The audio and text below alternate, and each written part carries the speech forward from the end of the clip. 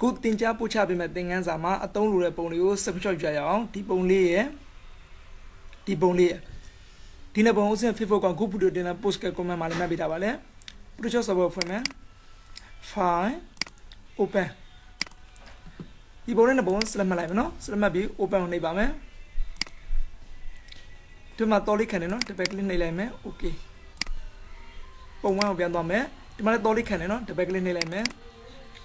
Okay. Tipo ma usen brush tool in a dom yabame. Tipo ma check limit for my brush tool who you remember. Tipo ma usen buy on target, usen ma appear on target, appear on the check lemon, appear on one okay lame. Tipo ma appear on the chest lemon.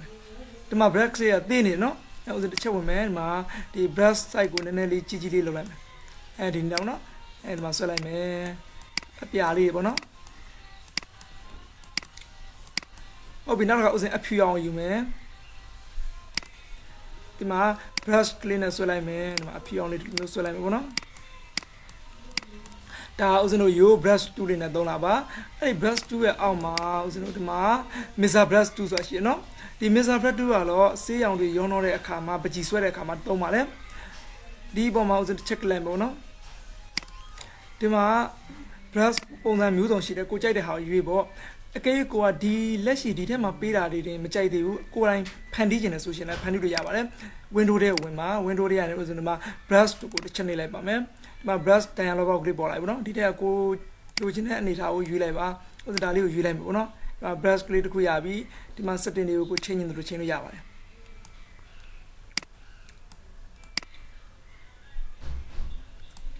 Go say, Dario, young level chain yaba. Chapizono that the breast clear you don't know. Chat about Barma, new breast pieces of check level, no? The man names were public cupola. The ma copy and me was in a lola gube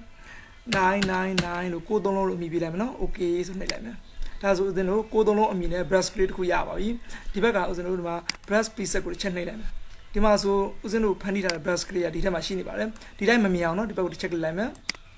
Detail and Elabia was an old ma. Larger list was not how to check the like that's when the breast in the 2 immediate one, but 2 yard.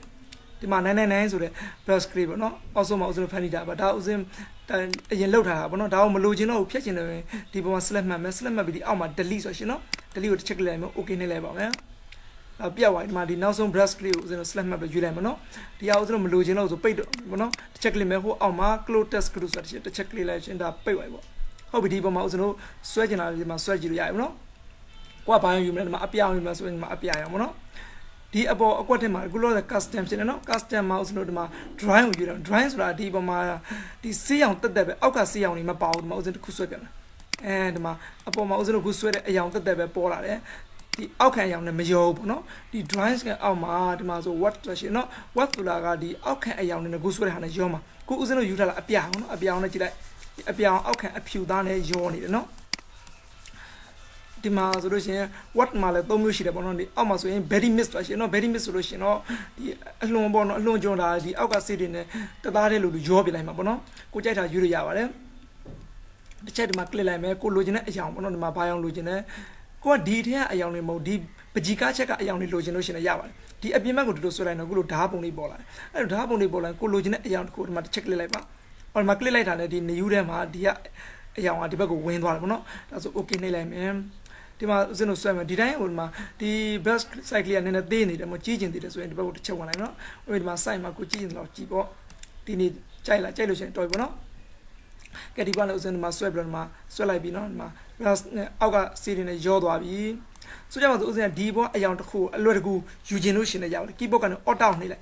Ma breast clear upon the piano, I didn't move it a mouth check labor, that's what the other you be done. I did done a boss when I met. City of Malacul Musulam upon Agono, the sage the low medium, Kong a young. How be deep was in that China, I want the back and was a native Paul upon the Moluchin Mono, or either the back and Levi or Ilitica Macu Utam. Ilitica Macu do near the Bama, so much cool and that's one neighbor. Spave out then a pidama, the Shulam. Dinila, Chai. Dilemma was in a nasal and young people, no? And the young people to where was in Odima, foreground and the young Hammo, no? The young giant, the young go, Tajin a young Tabon, was in the young Talame, okay. okay ဆိုတော့ဒီဘက်ကနေပြီး edit ထဲဝင်မယ် edit ထဲကနေပြီး save ဖြစ်မှာဖြစ်တဲ့အတွက် fade ကိုတစ်ချက်ဝင်လိုက်မယ်နော်။မ fade တိုင်းလည်းပေါက်ကလေးပေါ်လိုက်နော်။ဒီအပေါ်မှာ use မှာကြတော့ foreground color ကိုရွေးထားမယ်။ foreground color ဆိုဒီက color ကိုပြောနော်။ဒီက color ကိုဒီမှာ foreground color ရွေးပြီး okay နေလိုက်မယ်။အော်ဒီထဲမှာနေရဲ့အယောင်ပေါ်လာပြီ။ဒီထဲမှာဦးစင် tab လို့ save tab လို့ရောပြီးဖြစ်မယ်။ဘာအောင်ဖြစ်မလဲဆိုလို့ရှိရင်အမဲအောင်လေးနဲ့ဆက်ဖြစ်လိုက်မယ်နော်။ okay အဲ့တော့အမဲအောင်ရပါတယ်နော်။ဒီဘက်ကနေလို့ဆိုတော့ဒီ brush tool လေးနဲ့အပေါ်ကနေဒီလိုမျိုးဖိရရှင်ဒီနေအမဲအောင်လေးပါပါနော်။ okay ဒီဘက်ကနေဆွဲလို့ရှိရင်ဒီကအယောင်လေးပါဒီဘက်မဟုတ်နော်ဒီဘက်ကဒီလိုဖိဆွဲလို့ရှိရင်အယောင်လေးမပါလို့ပေါ့နော်ဒါကြိုက်သွားပြီဆိုလို့ရှိရင်တော့ဒီ select ကိုဖြတ်ပါတော့မနော် control D ဆိုတော့ဒီမှာ select ကိုဖြတ်လိုက်ပြီဒါဆိုနေတစ်စင်းဒီမှာပေါ်နေပြီဒါဆိုရင်ဦးဇင်းတို့ဒီ mixer fret ကိုသုံးတတ်သွားပါပြီခုတစ်ခါထပ်ပြီးလို့ဦးဇင်းရှင်းပြမှာဒီဘက်မှာဆိုရင် history brush tool တွေကြောင့်ရှင်းပြပေးမှာဒီမှာအောက်မှာဆိုရင် art history brush tool ဆိုတာရှင်းနော် art history brush tool ဆိုတာကတော့ဒီပုံလေးကိုပေါ့နော်ပကြီးပုံဖြစ်သွားအောင်လုပ်ထားလေးအများတော့ပဲသုံးပါတယ်ခုဒီမှာရွေးလိုက်မယ်နော်ရွေးလိုက်ပြီးတော့ဒီမှာဆိုတေးသေးလေးဖြစ်နေနော်အပေါ်မှာဒီမှာတစ်ချက်ဆွဲချက်ဟောအောက်ကပုံကြီးကဒီဆေးတွေကပြန့်လို့တော့ပေါ့နော်ပကြီးပုံစံမျိုးဖြစ်သွားနော်ဒါကြီးနေသေးတယ်ကြီးနေတာသူ့ကို site ကိုနည်းနည်းလေးကွာအသေးကြီးပေါ့ဒီမှာသေးလေဆိုရင် site ကိုနည်းနည်းဆွဲကြည့်လိုက်ပေါ့ဒီလိုတအားဆွဲလိုက်ရင်ဒါအပြည့်ဖြစ်မှာနော်အပြည့်ဖြစ်မှာဒီမှာ opacity မှာ short လိုက်မယ်နော်တာကြီး water down လေးမဖြစ်ချင်ဘူးနော်အဲဒီလိုမျိုးလုပ်မှဆို opacity မှာကိုလိုချင်သူဆွဲလိုက်ပြဒီမှာဒီလိုပကြီးပုံလေးဖြစ်အောင်လုပ်လို့ရတယ်ဟုတ်ပြီဒီမှာ opacity ကိုထပ်ပြီးနည်းနည်း short မယ်30ကနေပြီး15လောက်ကိုဖန် short လိုက်မယ်ဒီအပေါ်ပိုင်းကိုလည်းအဲ့လိုမျိုးဆွဲလိုက်မယ်အပေါ်ပိုင်း water down ဖြစ်သွားတာပေါ့ပကြီးပုံစံစေးပကြီးပုံစံမျိုးဖြစ်သွားပြီစီဒီတော့အပေါ်မှာလည်းဒီခုလိုမျိုးပဲဆွဲလိုက်မယ်နော်အဲဒီအပေါ်မှာလည်းနည်းနည်းလိုသေးလေဆိုရင်ထပ်ပြီးတော့ဆွဲလိုက်ပါရိုက်ပေါ့နော်ဒါဆိုရင်ဒီငကူပုံပေါ်မှာကိုဦးစင်းတို့လောက်ထားတဲ့လှုပ်ဆောင်ချက်တွေရှိတယ်ပေါ့နော်အဲ့ဒီလှုပ်ဆောင်ချက်တွေကိုပြန်ပြီးတော့ဖြတ်ချင်တယ်ဒီပေါ်မှာဆိုလို့ရှိရင်ဦးစင်း brush tool တွေနဲ့သုံးထားတယ်ဒီမှာဆိုလို့ရှိရင်လည်းအမျိုးမျိုးသုံးထားပေါ့နော်အဲ့ဒီလှုပ်ဆောင်ချက်တွေကိုဖြတ်ဖို့အတွက်ခုနက check လိုက်မယ်နော် check လိုက်ဒီဘက်မှာဆိုရင် history brush tool ဆိုတာရှိနော်အဲ့ history brush tool ကိုရွေးလိုက်ပါမယ်အဲ့ history brush tool ဆိုတာဒီအပေါ်ကလှုပ်ဆောင်ချက်တွေကိုဖြတ်စီးတာပါဒီမှာ site ကနည်းနည်းသေးနေတယ်နော်ဒီမှာ site သေးသေးဆိုတော့နည်းနည်းတစ်ချက်ဆွဲကြအပေါ်လှုပ်ဆောင်ချက်ပြက်ငကိုပုံပြန်ပေါ်လာနော်ဒီမှာသေးတဲ့အတွက်သူနည်းနည်းကြည့်မယ် site ကလေးကိုနည်းနည်းကြည့်ကြည့်လေးဆွဲလိုက်မယ်ဒီနေဒီတိုင်းဆိုရင်သူကတအားကြီးပုံမှာပေါ်တော့နော်အဲ့ဒါပုံနည်းနည်းလေးပြန်ပြီးတော့ short ကျင်ဒီမှာ opacity မှာသွား short မယ်ဒီမှာ100ကိုနည်းနည်းလေးထပ် short လိုက်မယ်ဒီနေလောက်ဆိုရအောင်နော်အဲ့ဆိုအရင်လည်းမပေါ် water data လေးဖြစ်သွားတယ်ပေါ့ CD တော့ကိုဒီမှာအပေါ်ဆွဲလိုက်မယ်ဆိုရင်ဒါ CD တော့ပြန်ပေါ်လာမှာပေါ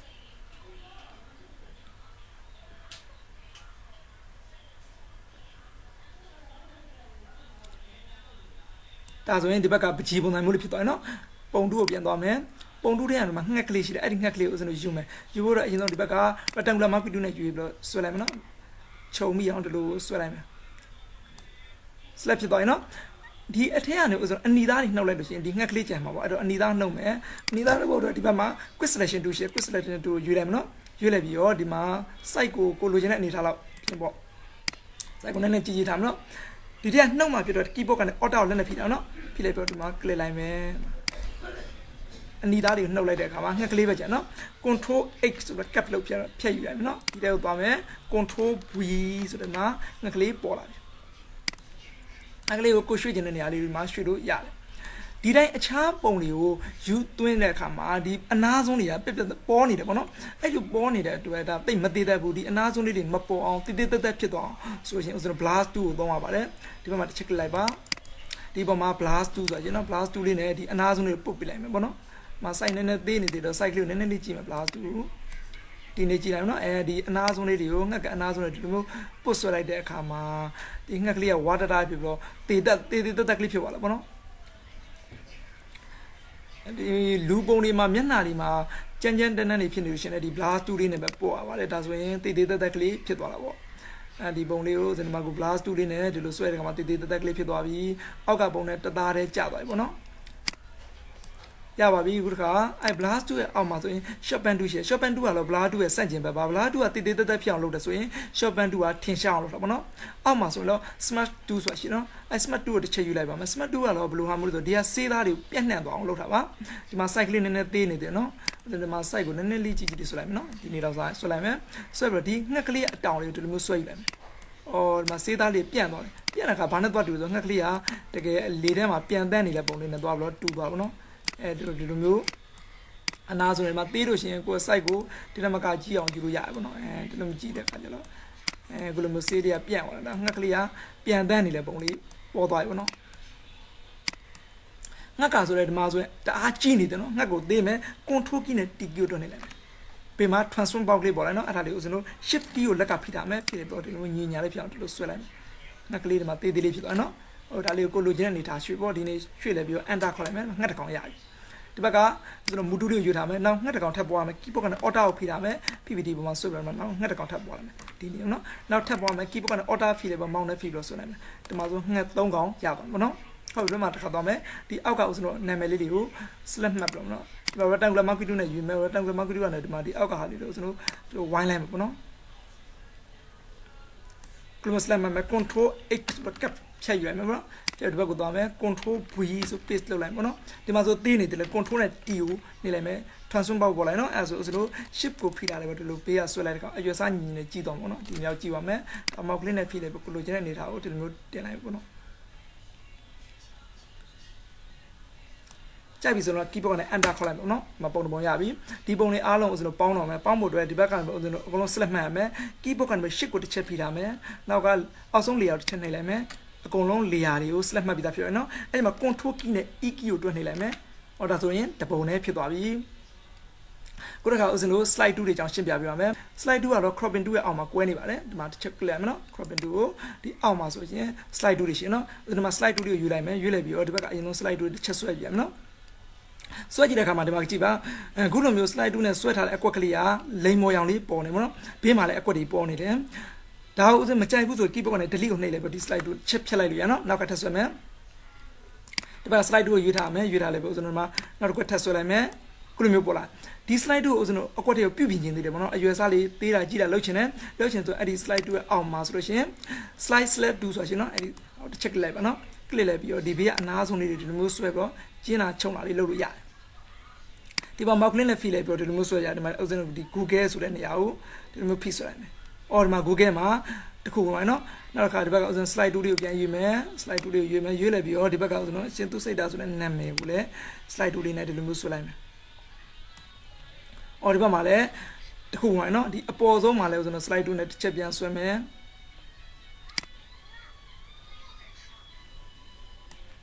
အပေါ်မှာလည်းဟိုမှာတော့ဒါဆိုရင်အချက်က3ချက်ဖြစ်မှာဒီမှာ1ကွက်2ကွက်3ကွက်ဒီအကွက်တွေမှာဥစဉ်လို့ link တွေလည်းချိန်လို့ရပါတယ်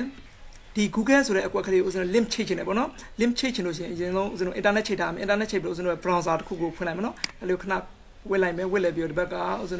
ဒီ browser တစ်ခုကိုဖွင့်လိုက်မယ်ပေါ့နော်ဒီမှာ browser ပွင့်သွားပြီ browser မှာဥစဉ် Google နဲ့ link ချိန်ချင်ဒီပုံမှာ Google လို့ရိုက်လိုက်ပေါ့နော်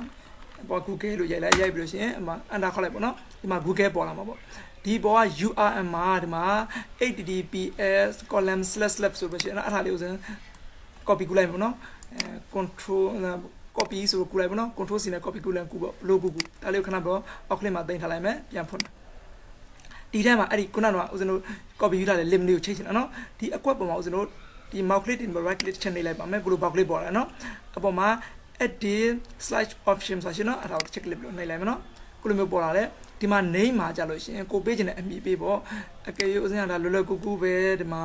0012လို့ပေးလိုက်မယ်အမည်လေးပေးချင်လို့လည်းပေးလို့ရနော်ဒါလွယ်လွယ်ကူမပေးဘက်ထားရနော်ဒီ URL မှာခုနကဦးဇင်းတို့ copy ယူထားတဲ့ဟာလေးကိုဒီမှာ paste လုပ်လိုက်မယ်ပေါ့နော်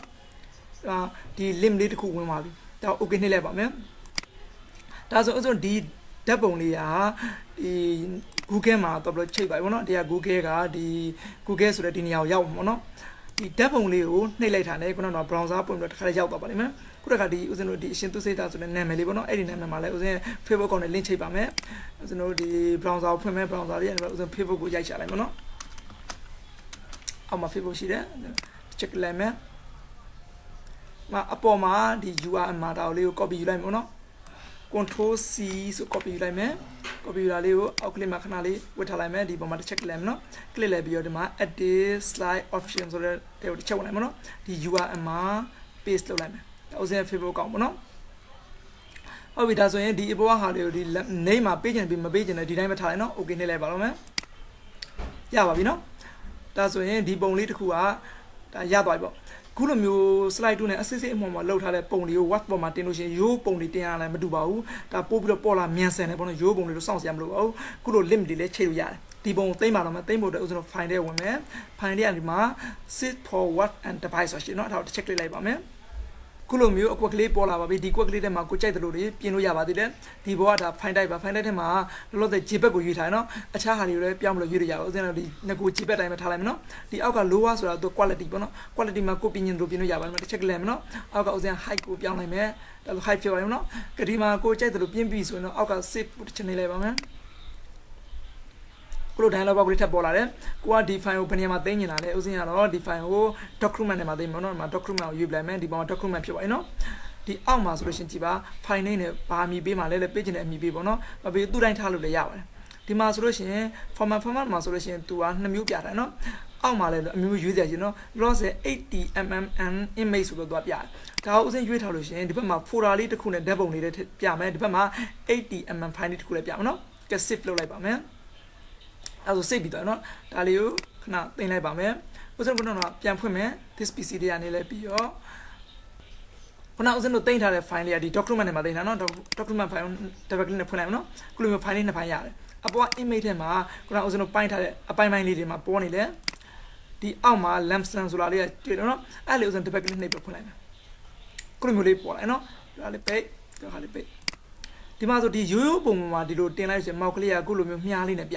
ဒီ Google ပုံမှာတင်လိုက်ဟောအခုမှလက်ကလေးပုံစံနဲ့ပြောင်းမယ်เนาะဒါဆိုရင်ဒီ Google ကိုနှိပ်လိုက်တာနဲ့သူက Google ကိုတစ်ခါတည်းခေါ်သွားမှာဒီ name မှာဆိုလို့ရှိရင်ကိုလက်ကလေးပြနော်ဒီ name ကိုနှိပ်လိုက်တာနဲ့ Facebook ကောင်တစ်ခါတည်းခေါ်နော်ဒီမှာ Google ကိုတစ်ချက်နှိပ်ပြမယ်ခဏဆောင်ပေးလိုက်ပါဟောဒီမှာ Google တွေကိုရောက်တယ်နော်ဒါလေးကိုပြန်ပြီးဖတ်ဆုပ်လိုက်မယ်ဒီကဥစဉ်တို့ဒီ name ကိုတစ်ချက်နှိပ်လိုက်မယ်ဟောဒီမှာဆိုရင်ဒါဥစဉ် Facebook ကောင်ကိုရောက်သွားပါပြီတော့ပတ်ပြန်ဆုံးမနော်အခုလိုနီးတွေနဲ့ဒါ